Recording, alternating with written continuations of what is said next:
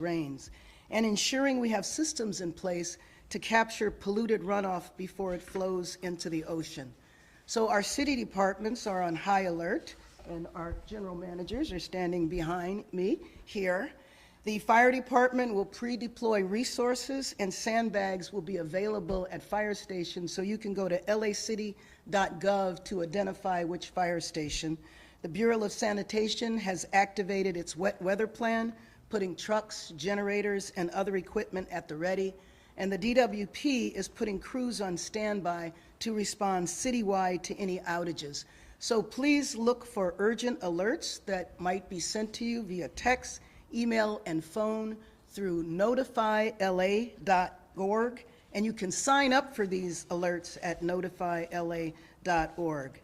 So I want to highlight two milestones, important milestones in the recovery and rebuilding process. So the DWP has restored nearly all electricity to nearly all of the standing homes in the Palisades, and crews will continue to complete more complex temporary repairs and will continue connecting individual customers to circuits that have been restored. So the electricity is back on, water is going to take a little longer, and especially because of the rains.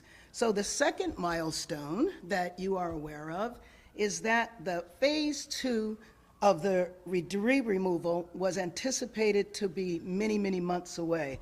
But I am proud to say that this is beginning now. So private property debris removal will begin in the Palisades this week, and this is record time, the fastest in modern California history. But we do have a challenge. In order for the Army Corps of Engineers to remove the debris on your property, you have to either opt in or opt out. So far, 2,400 individuals have opted in, 78 have opted out.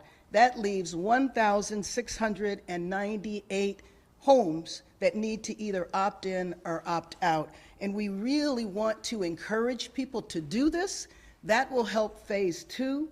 The other thing that will help phase 2 is if neighbors organize together and if entire blocks can submit their form. When the Army Corps of Engineers goes out, they can clear an entire area instead of going house by house. So this is an unprecedented disaster recovery effort, and my number one objective is always to do everything possible to make sure that families can rebuild their homes and their lives as quickly and as safely as possible. So this accelerated timeline emphasizes what happens when the local, state, and federal government are all coordinated and responding together. We'll be able to cut through bureaucracy and working together on behalf of the people of the Palisades. So once again, we need 1,698 families to either opt in or opt out. If there is any problem with that, you can go to lacity.gov to see the process. So tomorrow, we'll be opening our one-stop rebuilding office, which we've talked about for a while, where all of the appropriate city departments that will be involved in the planning and the permitting process will have one location so families can go there. And we are also going to open an impacted worker family recovery center for those Angelenos that worked in the Palisades. So if you were an employer, we want to make sure you let your employees know, or if you had people that worked on your property, we want to make sure that you let them know that this center will be there to help them with employment assistance and other things to get them back to normal. So with that, I'd like to introduce Dr. Ariel Cohen from the National Weather Service.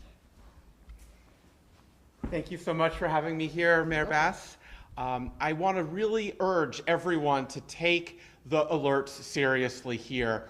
You know, exactly as the mayor mentioned, we have a return to some potentially dangerous weather conditions across the area.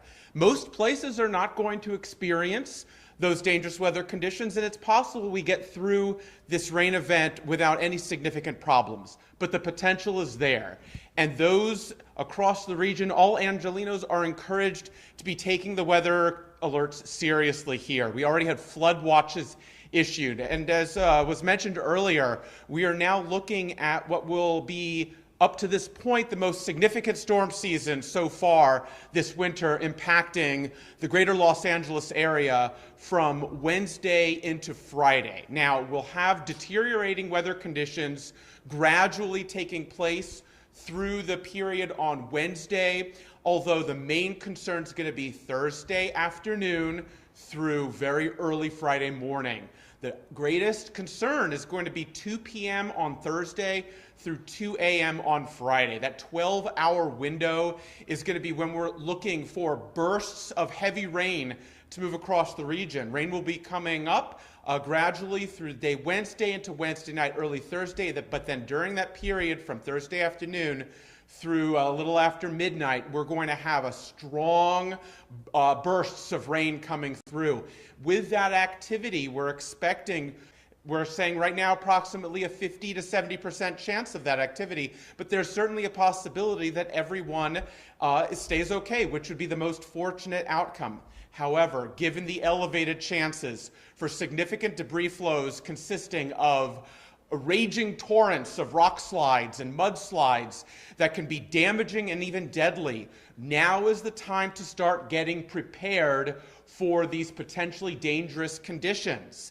We're urging everyone to already have an evacuation plan prepared, know where to go, have multiple ways of receiving emergency alert information. If an evacuation warning or order is issued for your location, you have to take that seriously, because seconds mean the difference between life and death when it comes to those orders and warnings. So right now, already be thinking about the what ifs. What would you do if an evacuation warning or order were to come, or a flash flood warning were to be issued? Do not drive through flooded roadways. Even outside of the burn scars, we're looking at the potential for some pretty significant urban area flooding. Many freeways may be flooded out, and this will have the potential to also create very dangerous conditions across the region. And so everyone needs to be thinking about potential alternative travel arrangements. Do not ever drive through a flooded roadway. You don't know how deep the water is.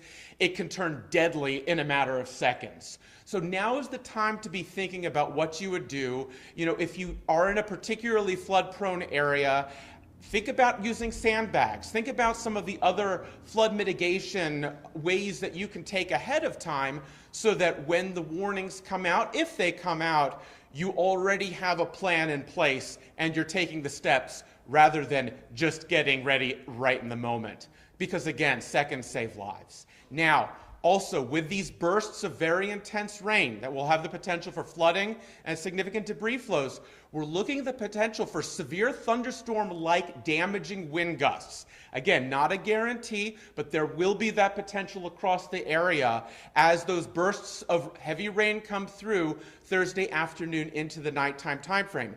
Those winds, even without lightning strikes, even without thunder, will be capable of downing trees, power lines, creating flying debris, and that will have the potential to impede any ongoing recovery efforts across the area and be dangerous to anyone who is outdoors. So right now, remember, do not go near any down power lines at all. Stay away from trees if at all possible. And just please keep that in mind, because we could end up with sudden damaging wind gusts. We got to think ahead of time what we would do if those were to come. Don't be surprised if we're issuing warnings for severe thunderstorms with damaging winds. No guarantee, but it's something we need to be thinking of ahead of time so that we're ready. So right now, what we're doing at the National Weather Service, we're working round the clock to work with all of our partners in public safety, emergency management, fire agencies, law enforcement, so everyone has the information that they need to keep folks on the front line safe. We are working closely with the mayor's office to ensure that the mayor is apprised of all of the latest weather conditions so that decisions can be made with the latest cutting-edge information to keep everyone safe and protected. My amazing team of heroes at the National Weather Service, who I have the honor of leading, are working very diligently and with tremendous dedication so that all Angelenos have the information that they need to stay safe and protect their lives and those of their loved ones. And with that, I'm happy to take any questions later on, if there are any. Just want to encourage everyone to be weather ready as we head through this event. Thank you. Thank you. Very much, Dr. Cohen. And just to emphasize, of course, we're concerned about the Palisades and the burn areas, but this is for all of Los Angeles to be concerned about the rain and the impacts. Yes. Hi. I think you said two questions. Number one, you talked about all the cuts already underway in the Palisades fire zone. You took these steps last week with a milestone, and some of those didn't work. Any plan B that is in place now in case those don't work? I'm not sure what you mean, but we have no reason to think that what we have put up now there's going to be a problem with it. As I mentioned, the specifics in terms of the K-rails, the sandbags, and all of that, so we're not concerned about that. And with phase two, the debris removal, do you see any potential of the storm impacting the work that is being done there to slow it down? Well, sure. I mean, it can, but again, it's beginning today. So if it slows it down, it might be by a couple of days. What I was concerned about especially was DWP's ability to have the water be safe enough for people to use it again. That will be a little bit delayed because of the rain. Yes? The issues with the county emergency alert system, have those been fixed? And if emergency alerts do go out, are they going to be sent through the county? Well, we're going to do notifyla.gov. So you can sign up for those alerts, but you can get the alerts from us, text, email, or phone calls. Gotcha. Go on. Good morning, Mayor. Many people were shocked by the $500,000 salary Steve Sobroff was going to get as the rebuildings are. I know he said now he'll work for free, but can you break down for the public how you and Sobroff came to that amount? And why did you think $500,000 was an appropriate amount? Well, let me just say that Steve has devoted many, many years of his life. As a matter of fact, he spent 10 years on the police commission, always working for free. We did not want to have any type of distraction to take us off track from the rebuilding. And so although it was not going to involve any taxpayer dollars, he's decided to work for free, and we're going to move forward with that. And his focus is going to be, again, on the non-residential areas. Next? Can you answer the question? Yes. How did you come to that amount? Like, how did that come about? Was there a negotiation? Yes, there was a negotiation, but I will emphasize he is going to be working for free. Yes? The foundations that we're going to pay, can you clarify what those foundations were and whether they? No, because there were a number of foundations that we were raising from, and so the money had not been, we hadn't decided exactly which ones. So Has the money been raised yet or not? the money was in the process of being raised. Yes? Can you talk about any potential evacuations, Mayor, for the city? And then for Dr. Cohen as well, do you foresee evacuations needing to happen in the Altadena fire zone? So kind of a dual question. So those decisions in terms of evacuations are being made at the emergency management law enforcement level.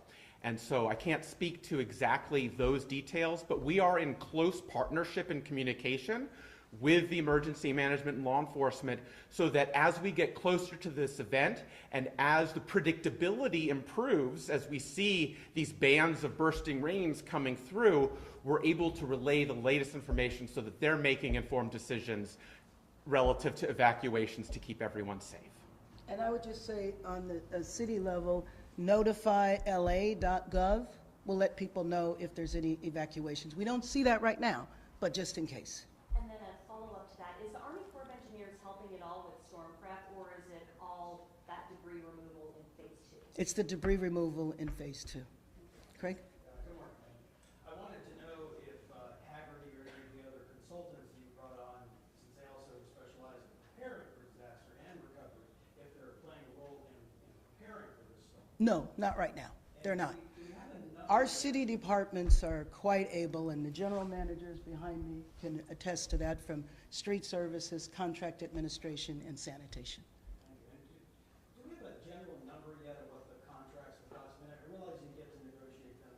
Yes, we're still negotiating, and so I can't give you that number, but I should tell you that Haggerty is a world-class disaster recovery firm, and what we wanted to do, and the reason why they were chosen, is so we can be in complete alignment with the county. They have responded to, Haggerty has responded to wildfires in the state. They've worked extensively with Cal OES. And so using a firm that was well-known in the state, that is already being used by the county, allows us to align our work and work in collaboration. Do we know if it's work that will cost millions of dollars, is it hundreds of thousands? We should be able to answer that in about a week or so.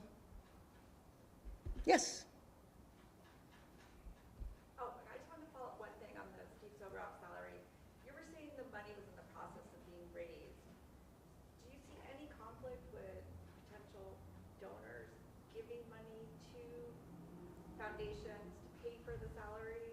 Was there any guardrails on, which companies or which people couldn't give? Well, Like, how would that work? the bottom line is, it didn't move forward. That's the bottom line. Thank you. Oh, I'm Do sorry. you have time for one more? Sure. I know it's completely different jurisdiction. Altadena is county, obviously Palisades is city, but from a viewer standpoint, when they're just watching. That's there's right. People in both the city and county who are saying, I wish Palisades was open, I'm glad it's closed, I'm glad there's checkpoints. Can you just touch on why people are seeing in Altadena that it's open, but in the Palisades, there are still these checkpoints, and you do still need those access passes to get in? Can you The just- residents of the Palisades were very concerned about looting and theft in the areas that were burnt out, but also the houses that are still standing. And so to address that concern, working in collaboration with the governor, we extended the National Guard as well as the California Highway Patrol. And then for the opt-in program, those numbers and figures you gave were strictly for the Palisades, right? Strictly for the Palisades. Thank you. Thank you, everyone.